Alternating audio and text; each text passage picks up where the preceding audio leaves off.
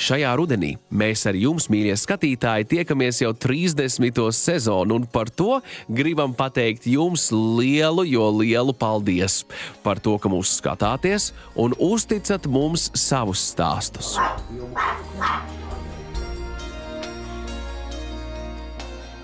Daudz paldies teicām un dzirdējām, un daudz iedvesmojošu dzīvnieku draugu un raidījumu varoņu satikām arī Ķepa uz sirds jaunās TV un radio sezonas atklāšanas pasākumā. Pasākumu atklāja Ķepa uz sirds varonis Juris Kaukulis, kurš piedalījies gan TV, gan arī radio raidījumos kopā ar savu suni Balduru, kurš vienmēr dzied līdzi saimniekam. Gandrīz vienmēr. Bērniem atkal skola, iesnas un agrieiti ir.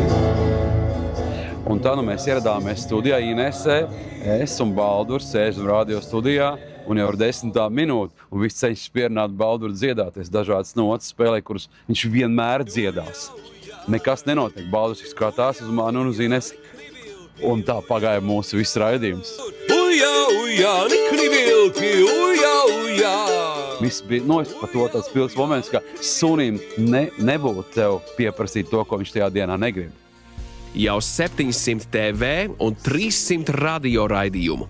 Vairāki tūkstoši stāstu par aktuālo dzīvnieku labturībā, ekspertu padomi, bet pats galvenais par cilvēkiem, kas glābj dzīvniekus. Daži raidījumi ir gauži neinteresanti, jo tie ir pa suņiem. Vajadzētu vairāk par kaķiem, jo tie īstie jau ir kaķi, jo sunim ir saimnieks, bet kaķim ir apkalpojošais personāls un viņam ir vajadzīgs uzmundrinājums. Tas tā nenopietni. Patiesību sakot, visi raidījumi ir baigi foršie. Ko es varu novēlēt, lai joprojām un vienmēr, kad jautā, kurš raidījums jums patīk, lai skatītāji, vai tie ir bērni, vai tie ir seniori, vai tie ir vienalga, kas teiktu, ka viņiem ļoti patīk Ķepa uz sirds. Mēs palīdzam arī meklēt mājas patvērsmes suņiem un kaķiem, un ir īpaši aizkustinoši redzēt laimīgos stāstus, kur ģimene satiek savu īsto kaķi vai suni, kurš daudzus mēnešus, iespējams pat gadus pavadījis patvērsmē. Tikai pateicoties šim raidījumam, pateicoties Inesei un ekspertam, mēs reāli esam tikuši pie pilnīgas harmonijas mājās, un tad kaķi guļ kopā. Viņi ir pilnīgi mierīgi, un tas ir tas, kas ir, tas, uz ko mēs pat nevarējām cerēt. Par to, ka varam būt kopā ar savu skatītāju un klausītāju, vislielāko paldies mēs teicām Borisa un Ināras Teterevu fondam un īpaši Inārai Teterevai.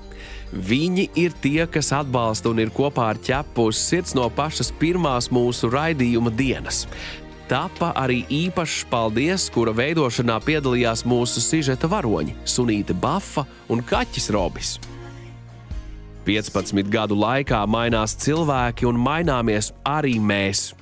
Manuprāt, viņš ir kļuvis tāds liederīgāks cilvēkiem. Nevis vienkārši tur pastāstīt kaut ko, kas tikai būtu interesanti, bet tāds liederīgs pamatīgums, kur jāizdara secinājums, kas ir interesants dzīvnieku saimniekiem, ne tikai vienkārši arī tādiem parastiem cilvēkiem, bet ka tu gūsti tur vērtīgas lietas priekš savas dzīves ar savu dzīvnieku. Jā, un mums arī patvērsmē bija tāds teiciens, šodien Ķepa uz sirds, un tas tāds, šodien mums Ķepa uz sirds, un tad visiem, jāsasparojās, jāsavācās, jo patvērsmē ir savs ritms, un tomēr no rīta ir tīrīšanas, kārtošanas, barošanas, un mēs zinām, tā mums būs 9, varbūt dažreiz vēl ātrāk, un tas bija uzreiz arī, tā, kad mums ir jābūt gataviem un mobilizēt, jā, tas stāsts un jāatrod dzīvnieks. Tā kā Ķepa uz sirds, šodien Ķepa uz sirds, mums tas tāds teiciens. Un arī daudzi saka, kā jūs te varat strādāt, kā jūs te neraudat katru dienu.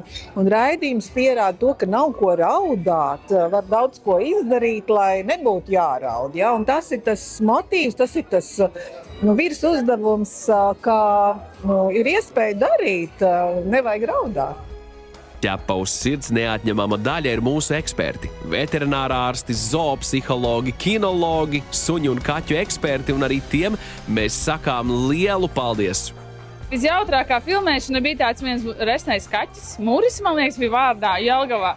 tā smējusies, es nebiju ilgi, mums visiem nāca smiekli, bet vajadzēja tā kā ieturēt mazliet tādu inteliģenci un visu, un ka tam sižetam jau jābūt nopietnam, bet mēs visi bijām pārsmējušies, un tas bija laikam jautrākais moments visā tajā filmēšanā. Ines vispār ir baigais malacis, viņa dzīvo ar to domu, kā izglītot cilvēkus, un tas ir viņas tāds dzīves moto gandrīz vai izveidojies, un par to viņai milzīgs paldies. Maz tādu cilvēku ir maz, visi baidās pateikt, ka suns tur ir pa apaļu, pat vetārsti baidās pateikt, ka suns ir pa apaļu, baidās pateikt kaut kādu taisnību pa lietām.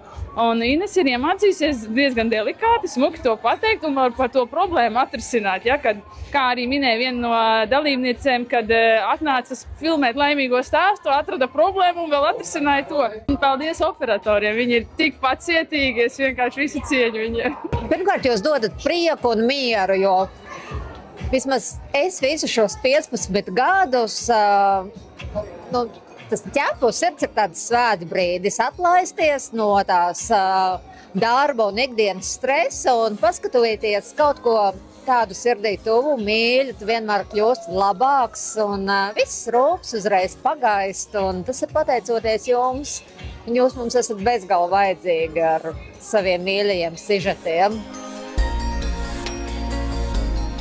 Bet saviļņojošākais brīdis ķepa uz sirds komandai un tās veidotājai Inesei Kreidsbergai tika pasniegts Borisa un Ināras Teterevu fonda augstākais apbalvojums Goda zīme. Profesionāli veidotiem TV un radio raidījumiem, kas veicinājuši sabiedrības izpratni par mājdzīvnieku labturību un atbildīgu aprūpi, vai iesaisti dzīvnieku aizsardzības un glābšanas iniciatīvās, kā arī nozīmīgu palīdzību dzīvnieku patvērsņa iemītniekiem ceļā uz pastāvīgām, mīlošām mājām un galu galā par ieguldījumu labestīgākas sabiedrības veidošanā. Apsveicam!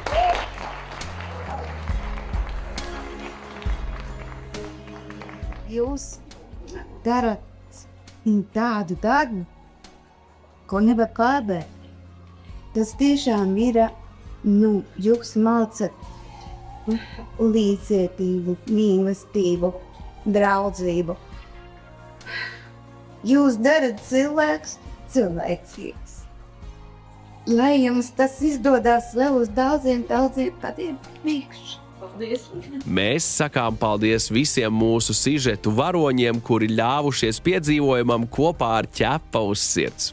Par to, ka viņi ļaujās šiem piedzīvojumam, ko sauc par filmēšanos, par stāstiem, par dalīšanos. Un šie 15 gadi, tas nav man tikai darbs, tā man arī dzīve. Es ticu, ka tā pasaule var būt labāka un ka tā attieksme pret dzīvniekiem kļūs arvien labāka.